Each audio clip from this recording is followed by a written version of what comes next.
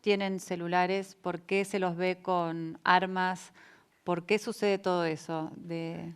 Por tu mirada me da la sensación que tengo que arrancar yo. Sí, sí.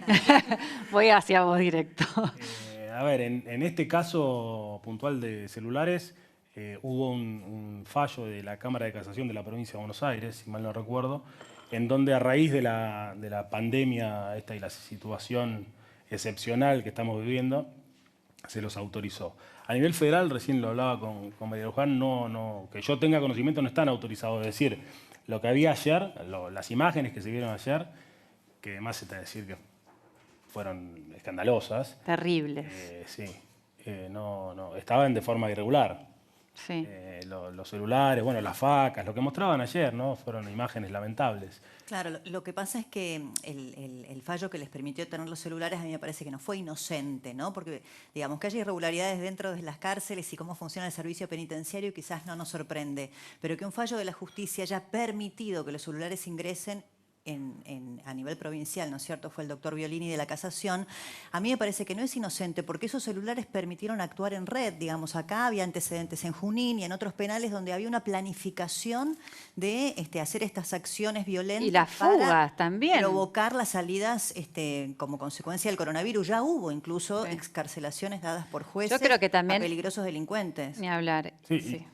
Perdón, lo primero que se produjo después de la autorización para usar los celulares fue una lamentable amenaza a Carolina Píparo. Pero fíjate qué paradoja, ¿no? Detenidos por su caso. Claro, el juez de la Casación, Violini, que permitió, ¿no? Que los celulares estén dentro de los penales, había sido el mismo que le bajó la pena a los asesinos de Isidro, el bebito de Carolina, y que la dejaron a ella tan gravemente herida, ¿no? Muchas veces los fallos tenían una condena perpetua, los asesinos de Isidro, y la Casación le bajó la pena a una pena de entre 20 y 25 años. Qué terrible. ¿Y eso por cómo sucede? ¿Cómo un juez puede, después de condena, reevaluar esa condena y bajarla? Bueno, son instancias que tiene la justicia. ¿Cómo ¿no? es? ¿Con qué criterio, digo, una persona que se sabe que es asesino directo o indirectamente, que tiene una condena firme, es que la firmeza no la adquiere hasta que eventualmente la Cámara de Casación o la Corte Suprema se expide? En este caso, llegó a la Cámara de Casación de la Provincia de Buenos Aires, una de las instancias y una de las garantías constitucionales que tienen también las personas imputadas, y fue la casación, no me acuerdo qué sala, la del doctor Violini, sí, la que le redujo la condena en este caso a este personaje. Hay algunos otros casos en donde directamente se revocan, y bien revocadas, ¿no? Sí. Para eso están estas sí. instancias. Y, por ejemplo, todo esto de los presos empezar a pedir la prisión domiciliaria, ¿viene desde un coletazo de otros presos que a algunos se les otorgó y a otros se les negó la prisión domiciliaria? Yo, a ver, creería que tiene un efecto dominó en algunos casos, y sobre todo algún caso mediático en donde se ha concedido una prisión domiciliaria a distintas personas en donde no tienen, condena firme, igual se las concedieron, genera que otros detenidos digan, ¿por qué no me la van a dar a mí? Y empiezan a hacer una masiva petición. Y bueno, están los jueces. Claro, es que es muy complejo, porque vos fíjate, tenés una problemática asociada. Yo no lo veo asociada. complejo. Para mí las personas, y lo digo así, esta es una opinión súper personal, las personas que tienen condena firme, que tienen que cumplir una condena, la tienen que cumplir. Así como nosotros en la sociedad tenemos que quedarnos en nuestra casa, en la realidad que nos agarra. Hay gente que les agarró fuera de su casa, hay gente que está en otros países. A los presos que tienen condena firme, digo condena firme porque no me quiero meter en temas por ahí más delicados, pero los que tienen que cumplir condena, sea una pandemia o si sucede otra situación, los liberan. Sí, por eso yo digo que es complejo, porque vos fíjate que el doctor lo debe tener con mayor precisión, pero aproximadamente el 50 o el 60% de los presos no tiene condena firme. Entonces, ese es el problema también, ¿no es cierto? Muchas veces la lentitud de la justicia, pero como hay uno de los videos que ha circulado, por ejemplo, de uno de los internos, decía, si Vudú salió, ¿por qué nosotros no? Y claro. Entonces, vos tenés muchos casos donde no hay condena firme, hubo una recomendación de la justicia para dar excarcelaciones como consecuencia del coronavirus, y decían sobre delitos leves, ¿no es cierto? No sobre peligrosos delincuentes. Bueno, hay 3 casos que ya se conocen de 2 de violadores en donde se le otorgó la salida como consecuencia del coronavirus por problemas de salud. ¿Y el domicilio que fijaron era el mismo en donde se había producido esa aberración contra una nena de 13 años, por ejemplo? Otro delincuente en el interior, no me acuerdo en qué provincia, le dieron la salida como consecuencia de la pandemia y a las 6 horas estaba dando vueltas en una moto. Entonces, en Tucumán, creo. En Tucumán, ¿no? Sí, el otro es de la provincia de Buenos Aires. Sí, entonces es muy complejo. Es un Sí. tema preexistente y yo creo que el coronavirus no ha hecho otra cosa que ser la excusa, ¿no? Yo le digo el virus de la impunidad en el tema carcelario, ¿no? ¿Y vos, María Luján, qué pensás sobre esto? Mira, nosotros tuvimos la semana pasada la desgraciada noticia de que un organismo del Gobierno Nacional presentara un pedido también para otorgarle un beneficio a Ricardo Jaime, ¿no?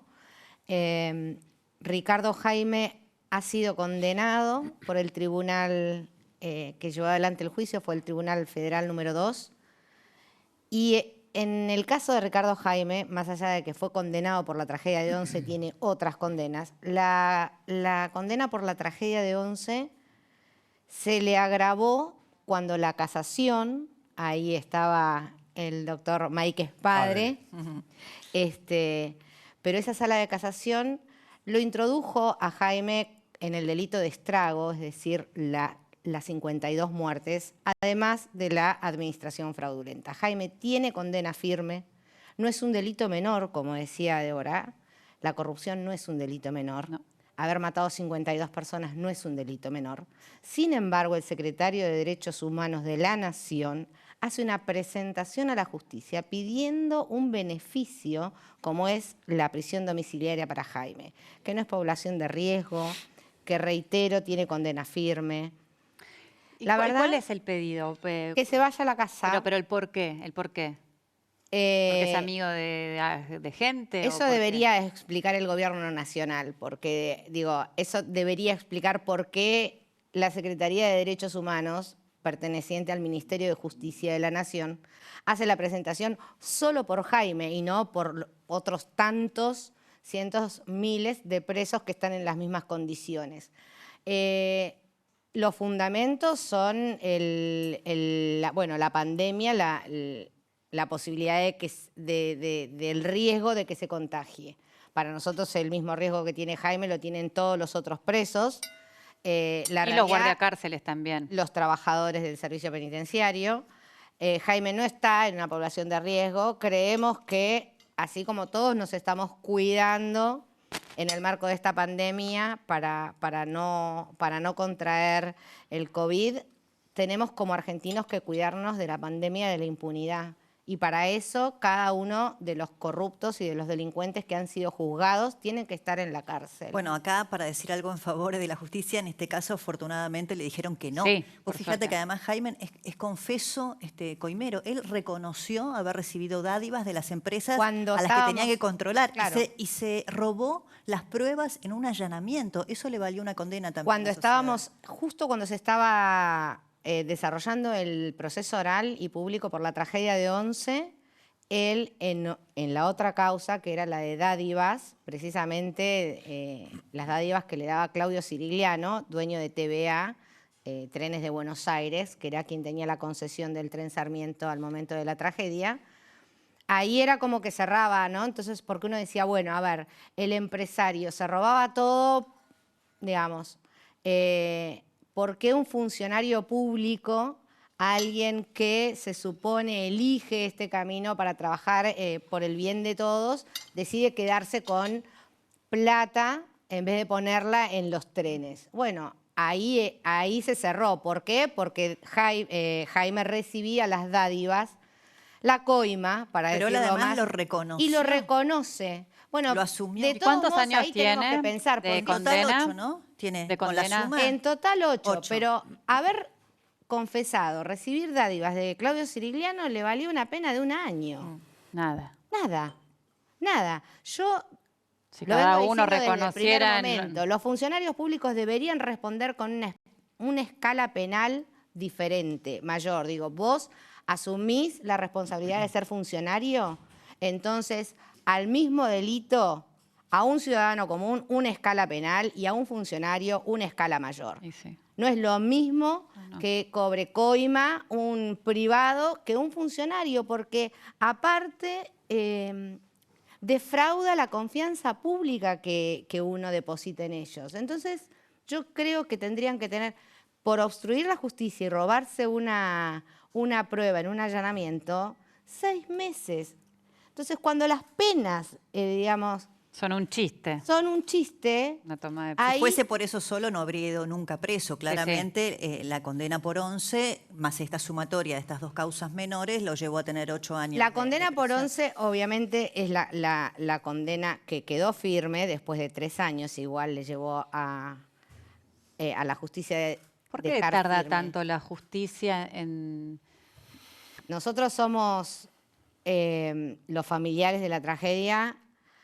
Debería decir que somos de los afortunados porque hemos tenido un proceso en líneas generales rápido. La tragedia ocurrió un 22 de febrero del 2012 y para enero del 2013, por decisión del doctor Bonadío, la causa fue elevada a juicio oral.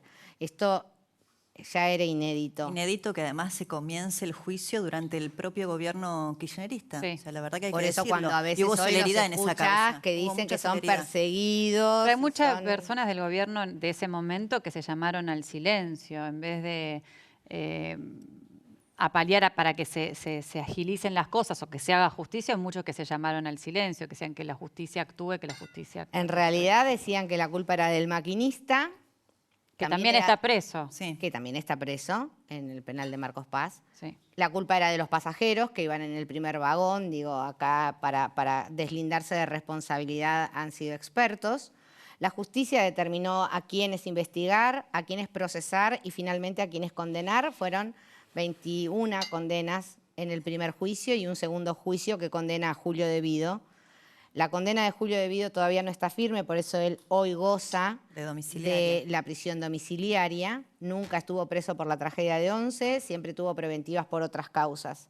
Nosotros en el caso de Julio De Vido hemos apelado, igual que lo hicimos en su momento con Jaime, y estamos esperando que la Cámara de Casación también lo incluya en el estrago, en la responsabilidad de las 52 muertes, y que quede firme. ¿Por qué no queda firme? Bueno, la verdad es que nosotros a 4 años de la tragedia teníamos todos los condenados. Para que la gente común y todos aquellos que a veces les cuesta entender la lógica, porque yo lo que siento es que la justicia está muchas veces muy alejada del sentido común. Uno entiende que cuando un juez dice, bueno, le corresponden 6 años, 8 años por ser culpable de, le van a poner las esposas y lo van a llevar preso. Esa es la primera decepción que uno tiene después de un proceso tan largo y tan doloroso como es el de buscar justicia en nuestro país, que con esa condena cada uno se va a su casa y ahí espera. Ese tiempo de espera no está determinado, le puede llevar 1 año, 2 años, 3 años nos llevó a nosotros, pero le llevó más de 10 años a Cromañón, por ejemplo. Y ahí es donde no está la pena firme. Yo propondría que quede firme cuando un tribunal la dicta y después, mientras que están presos, que hagan todas las apelaciones y se revisen todos los fallos.